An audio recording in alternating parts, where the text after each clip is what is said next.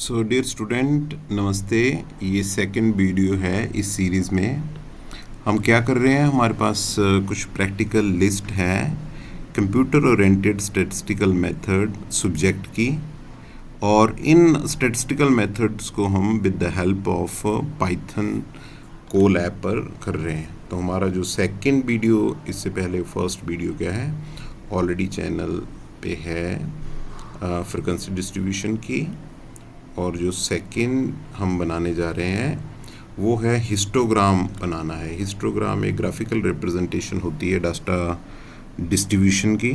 तो Python code with the help of the matplotlib library के साथ उसको कैसे हम कोड करेंगे पाइथन में। तो हम कहाँ पर हैं, कोलैब में हैं। कोलैब में हम क्या कर रहे हैं, फर्स्ट ऑफ ऑल कुछ लाइब्रेरी की इनपुट कर रहे हैं। फर्स्ट ऑफ ऑल अंडरस्टैंड करते हैं लाइब्रेरी क्यों इनपुट कर रहे हैं। ये लाइब्रेरी इनपुट इसलिए कर रहे हैं हम, बिकॉज हमने इनपुट करना है डाटा को, दिस इज़ द डाटा, और उसके बाद इसको ग्राफिकली रिप्रेजेंट करना है। पर उससे पहले हमने इसकी क्लासेस भी बनानी है और फ्रीक्वेंसी भी फाइंड करनी है।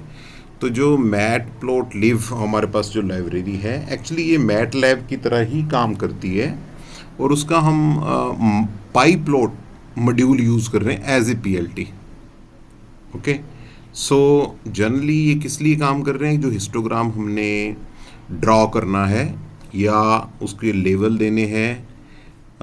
ये देखिए, ये हिस्टोग्राम बना है, ये किससे बना है, मैटप्लोटलिब लाइब्रेरी, और उसमें जो पाईप्लॉट हमारे पास मॉड्यूल है उसकी हेल्प से ये लेवल्स हैं, डाटा वैल्यू है, फ्रिक्वेंसी है। ऐसे यदि रिप्रेजेंट करना है तो उसके लिए हमें किस लाइब्रेरी की ज़रूरत है, हमें कुछ कोड नहीं करना है, इस लाइब्रेरी को यूज़ करना है। दूसरी जो लाइब्रेरी यूज़ कर रहे हैं हम, नमपाई यूज़ कर रहे हैं। ये जो लाइब्रेरी जर्नली साइंटिफिकली जो हमारे पास कंप्यूटिंग होती है उसको हमने पाइथन से कैसे करना है उसके लिए यूज़ करते हैं। बिकॉज इसमें एक्चुअली नमपाई है किस पर्पज़ के लिए, जो भी डाटा है उसको जब हमने लार्ज मल्टी डिमेंशनल एरे, जिसको टेंसर भी कहते हैं, मल्टी डिमेंशन एरे या मैट्रिक्स में रिप्रेजेंट करना है और उसके ऊपर हमने ऑपरेशन परफॉर्म करने हैं, तो इस लाइब्रेरी की ज़रूरत पड़ती है। जनरली ये लाइब्रेरी अकेले काम नहीं करती है, it work with the pandas and the matplotlib, इसकी एसोसिएशन के साथ ही ये वर्क करती है। बिकॉज ये डाटा को एज ए एरे में स्टोर करती है, और उस एरे पे ऑपरेशन, जो उस पे जो एनालिसिस हैं वो पांडा के साथ ग्राफिकली रिप्रेजेंट करना है तो मैटप्लोटलिब। जो सिंपल सी बात समझिए आप कि मैथमेटिक्स को यदि ग्राफिकली रिप्रेजेंट करना है तो उसके लिए मैटलैब एक एप्लीकेशन सॉफ्टवेयर होता है, वो अलग से, बट पाइथन में लाइब्रेरी की फॉर्म में इस तरीके से होता है जो रिप्रेजेंट करना है। ओके, सो पांडा जस्ट पैनल डाटा, ऐसे उसके पॉइंट ऑफ व्यू से, न्यूमेरिकल पाइथन उसके पॉइंट ऑफ व्यू से। पांडा बेसिकली भी होते हैं डाटा को एनालाइज करने के पॉइंट ऑफ व्यू से, जो भी डाटा इनपुट किया हुआ है उसको मैनिपुलेट कैसे करना है, एनालाइज करना, डाटा फ्रेम बेसिकली इसमें होते हैं। तो 6 लाइन को अंडरस्टैंड करिए क्या है, ये बाई डिफ़ॉल्ट हमने इनपुट किए वैल्यू, तो क्या है, NP जो हमारे पास नमपाई की एक हमने इंपोर्ट किया लाइब्रेरी, उसका ये एक एज ए ऑब्जेक्ट ले लिया है और उसका फंक्शन एरे के साथ, अब ये एरे डाटा जो है वो एरे के साथ इनको इनपुट कर रहा है और रिप्रेजेंट हो रहा है डाटा से। बिन का मतलब होता है कि बच्चों ये समझो, बिन का मतलब ये है कि आपके पास जो किसी क्लास का इंटरवल है वो कितना रखना है, 0 to 5, 5 to 10, 10 to 15। तो बिन्स मतलब उसके लिए कहने का मतलब जो हमारे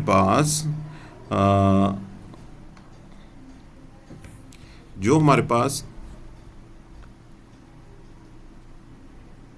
इंटरवल्स हैं वो हमने बिन्स में रखे हैं। बिन मतलब वो बॉक्सेस में रखे हैं, तो उसका इंटरवल हमने बाय डिफ़ॉल्ट यहाँ पे 0, 5, 10 जो उसकी लिमिट्स हैं वो डिफाइन कर दी, पहला, फर्स्ट, G5, 10 और 15।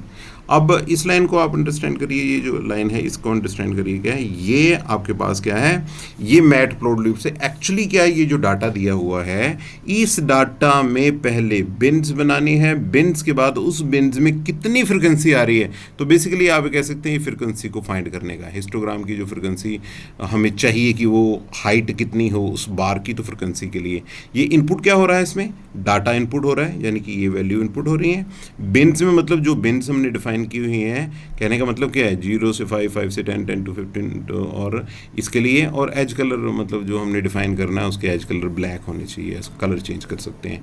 ये 3 वेरिएबल रिटर्न करता है, हिस्ट्री यानी कि फ्रिक्वेंसी, व्हेन एजिस मतलब व्हेन, और पैचेस का मतलब है कि जो बार है, बार किस तरीके से रिप्रेजेंट हो।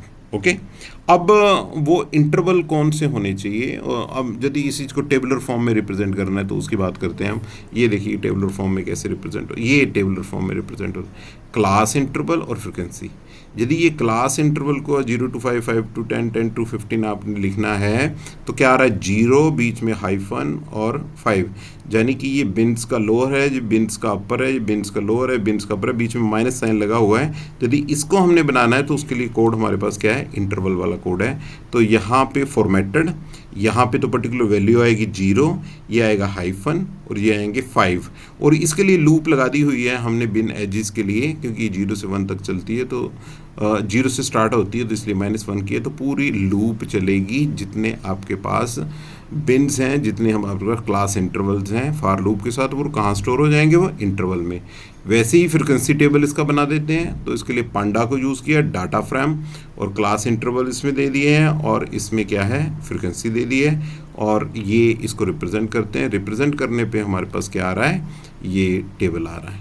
ओके 0 to 5, 5 to 10, 10 to 15, और उसकी फ्रिक्वेंसी 1075 है। ओके और उसके बाद क्या है, हमने रिप्रेजेंट प्लॉट करना है ग्राफ को, तो ग्राफ के लिए पहले एक्स लेवल लगा दिया, वाई लेवल लगा दिया, टाइटल लगा दिया, एक्स टिक्स बिन्स मतलब टिक्स जो नीचे जो बिन्स आ रही हैं वो लगा दी, और इसको प्लॉट कर दिया, और हमारे पास क्या है, ये रिप्रेजेंट हो रहे हैं यहाँ पे। Okay so this is the second practical in which we understand how to display the histogram. Thank you.